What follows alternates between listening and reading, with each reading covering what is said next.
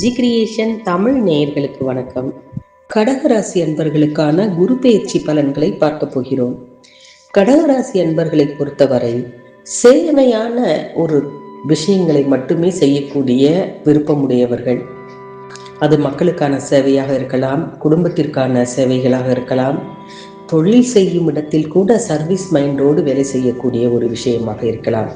எதுவாக இருந்தாலும் நீண்ட ஆயுளுக்கு சொந்தக்காரர்களான இந்த கடகராசி அன்பர்களுக்கெல்லாம் இந்த குரு பெயர்ச்சி எப்படி இருக்கும் என்று பார்ப்போம். அதிகார பலம் பெற்றவர்கள் உங்கள் அருகில் இருக்கக்கூடிய சூழ்நிலையில் தான் இந்த குரு பெயர்ச்சியே நடக்கிறது. முக்கியமான பல விஷயங்களில் நீங்கள் முக்கியத்துவம் பெறக்கூடிய ஒரு காலகட்டமாக இந்த குரு பெயர்ச்சி காலகட்டம் இருக்கும். குருவுக்கு உச்ச வீடு என்பதால், அதாவது உங்கள் ராசிநாதன் குருவுக்கு உச்ச வீடுவாக இருப்பதால் தலைமை பதவி உங்களுக்கு தானாக தேடி வரக்கூடிய ஒரு சூழ்நிலை இந்த காலகட்டத்தில் உண்டு.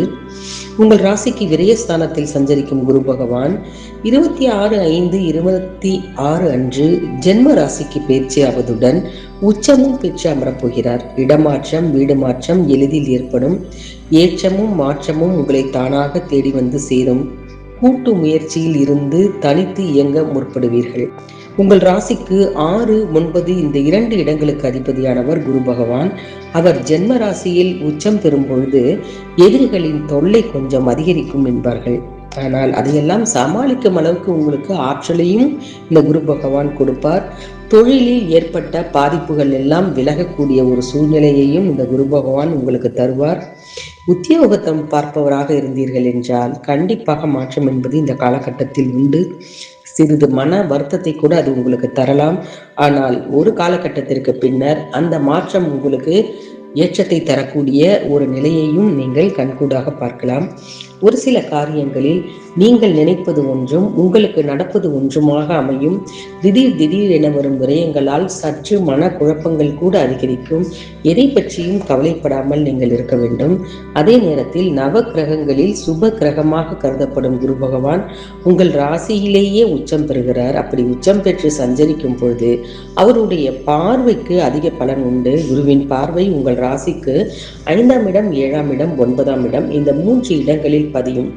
இதனால் அந்த இடங்கள் எல்லாம் புனிதமடைந்து நல்ல பலன்களை உங்களுக்கு வாரி வழங்கும்.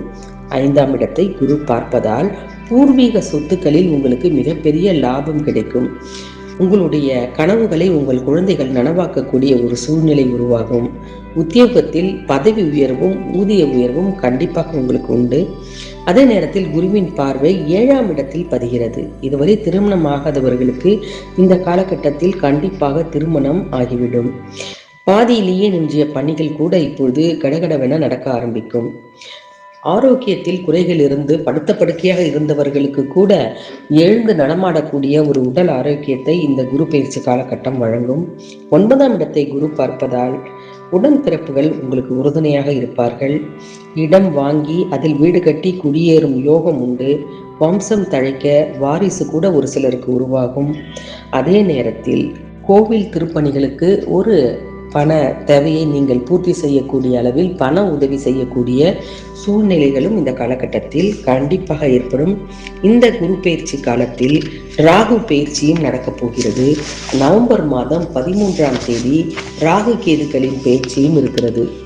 இந்த ராகு கேதுக்களின் பயிற்சி, அதாவது மகர ராகுவும் கடக கேதுவும் உங்களுக்கு உங்கள் ராசிக்கு யோக பலம் பெற்ற நாளில் ராகு கேதுவுக்கு பரிகார சாந்தி செய்து கொள்வது மிக மிக அவசியமான ஒன்று. காரணம், அப்படி தடைகள் எதுவும் இல்லாமல் நீங்கள் அதை சரி செய்து கொள்ளும் பொழுது வெற்றியும் உங்களுடைய வாழ்க்கையின் உயர்வுக்கான வழிகளும் உங்களுக்கு ஈஸியாக கிடைக்கும். அதே நேரத்தில் பகைவர்களின் தொல்லை இல்லாமல் இந்த குரு பயிற்சி காலத்தை நீங்கள் கடக்கலாம். ஆக கடகராசிக்காரர்களை பொறுத்தவரை இந்த குரு பயிற்சி என்பது பல சவால்களுடன் உங்களுக்கு காத்திருக்கிறது.